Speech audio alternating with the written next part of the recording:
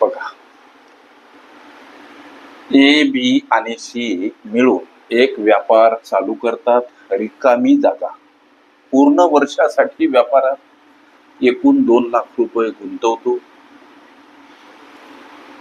बी आधी 3,00,000 रुपये गुंतवतो व 4 महिन्याने 1,00,000 रुपये गुंतवतो. सी आधी 4,00,000 रुपये गुंतवतो आणि 9 महिन्याने 1,00,000 रुपये काढून घेतो. वर्षाच्या शेवटी एकूण झालेल्या 8,47,500 रुपये नफ्यातील बीचा वाटा किती, असा प्रश्न. इथे रिकामी जागा. या रिकामी जागेत काय तर ए, हे 3 जण आहेत. ए, बी, सी मिळून व्यापार करणारे. प्रश्न विचारला, एकूण झालेल्या 8,47,500 रुपये नफ्यातील बीचा वाटा किती. प्रश्नाच्या उत्तरापर्यंत जाण्यासाठी एबीसीचं नफ्याच्या वाटपाचं गुणोत्तर किती, हा प्रश्न. लेकरांनो, गणित हा विषय मनाला अवघड वाटणारा मात्र अगदी सोपा असलेला. काही गोष्टी माझ्या नक्की लक्षात घ्या. गणित हा मनोरंजनाचा विषय आहे असं म्हणणं अतिशयोक्ती ठरू नये. आपण काय करतो, निग्लेक्ट करतो, दुर्लक्ष करतो गणित अवघड विषय म्हणून. आणि पर्यायानं या भ्रांतीमुळे गणिताला वेळ कमी दिला जातो. आता ज्या गोष्टीला वेळच दिला जात नाही त्या गोष्टीमध्ये आम्हाला कसं कौशल्य कसं हस्तगत होईल, हा एक प्रश्न आहे. लक्ष द्या. इथं ए पूर्ण वर्षासाठी व्यापारात एकूण 2,00,000 रुपये गुंतवतो. म्हणजे 2,00,000 रुपये इथं रक्कम मांडा या एची. म्हणजे हे 2,00,000 काय झालं हो, भांडवल. हा ए पूर्ण वर्षासाठी 2,00,000 रुपये गुंतवतो. म्हणजे वर्षाचे हे 12 महिने इथं मांडा. भांडवल गुणिला मुदत बराबर नफा किंवा नफ्याचं गुणोत्तर, हे एक सूत्र आहे. लक्ष द्या. पुढं गणित म्हणते की बी आधी 3,00,000 रुपये गुंतवतो आणि 4 महिन्याने 1,00,000 रुपये गुंतवतो. म्हणजे बीची 3,00,000 रुपये प्रारंभीची गुंतवणूक किती महिन्यासाठी हो, तर 4 महिन्यासाठी. हा बी नंतर 4 महिन्यानं 1,00,000 रुपये गुंतवतो. मग 1,00,000 हे गुंतवलेले आणि पूर्वीचे 3, अशी बेरीज 4,00,000. आता हे जे 4,00,000 रुपये धनराशी त्यानं गुंतवली, म्हणजे पूर्वीचे 3,00,000 आणि 4 महिन्यानंतर 1,00,000 रुपये गुंतवले. आता एकूण बीचं भांडवल झालं 3 आणि हे 4,00,000 रुपये. आता हे 4,00,000 रुपये भांडवल, याची मुदत काय, तर या 12 महिन्यातून हे 4 महिने वजा करा. याचा अर्थ हे 4,00,000 रुपये ही मुदत आहे भांडवल गुंतवणुकीची, केवळ 8 महिन्याची.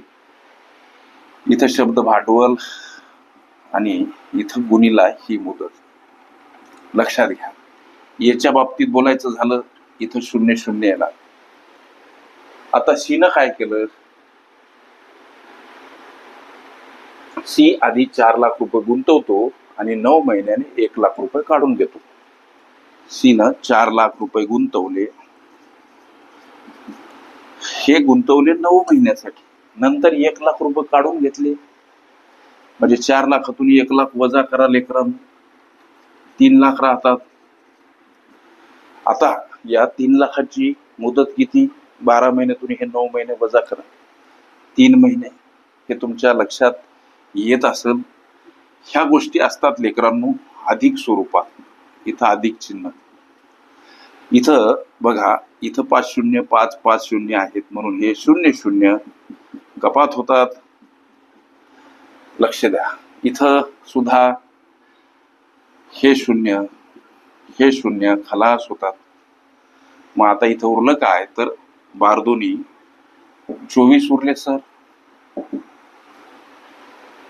इथं 3 चूक 12. आता इथं अधिक चिन्ह. हे जे बी काही भांडवल मुदत यांची प्रोसेस आहे 2 टप्प्यामधली, यांच्यामध्ये बेरीज करायची असते, हे लक्षात ठेवा.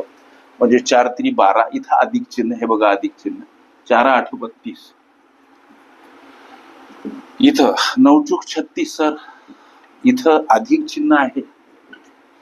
आता 3 3 9, म्हणजे ही बेरीज करायची आपल्याला. 32 आणि 12 44, 36 आणि 9 45. आम्ही असं म्हणू शकतो की, लक्षात घ्या की ए, बी आणि सी यांच्या नफ्याचं गुणोत्तर 24 आस, 44 आणि 45 अशा पद्धतीचं काही आहे. प्रत्यक्षात नफ्यातील बीचा वाटा किती, प्रत्येकाचाच वाटा काढण्यासाठी लेकरांनो चलपद यक्स वापरायचं. आता लक्षात घ्या, हे सर्व गुणोत्तर इथं मांडा अधिक स्वरूपात. जसं की 24 एक्स अधिक 44 एक्स अधिक 45 एक्स बराबर हा वर्षाअंती, वर्षाच्या शेवटी प्राप्त झालेला व्यापारातील नफा 8,47,500. ओके, हे रुपये आहे. ही बेरीज 113 येते, वाटल्यास करून पहा. 8,47,500 यक्सला एकटं करा. 8,47,500 कडे जाताना 113 भागीला स्वरूपात यक्स बराबर हा लेकरांनो 7,500 न गेलेला भाग. हे तुम्ही एवढ्या लवकर केलं कसं? दिवसभरामध्ये असंख्य प्रश्न लेकरं विचारतात. प्रस्तुत प्रश्नासंबंधीचं मनन चिंतन दिवसभरामध्ये आटोपलेलं असते. त्या कारणान्वये ह्या सगळ्या इन्स्टंट ऍक्शन. ओके, प्रश्न विचारला नफ्यातील बीचा वाटा. नफ्यातील बीचा वाटा किती? त्यासाठी लेकरांनो बीचं नफ्याचं गुणोत्तर काय हो? 44 एक्स. या 44 एक्स मध्ये 44 एक्स यांचा गुणाकार आहे. एक्सची किंमत इथं मांडा 7,500 आणि हा गुणाकार 3,30,000 हे या प्रश्नाचं लेकरांनो उत्तर, अर्थात बीचा नफ्यातील वाटा किती? 3,30,000 रुपये. ओके, भागीदारी प्रमाण ही माझी प्लेलिस्ट अवश्य बघा. त्यामध्ये विविध स्पर्धकांनी विविध अंगांनी विचारल्या संभाव्य अशा असंख्य प्रश्नांचा सराव तुम्हाला करता येईल.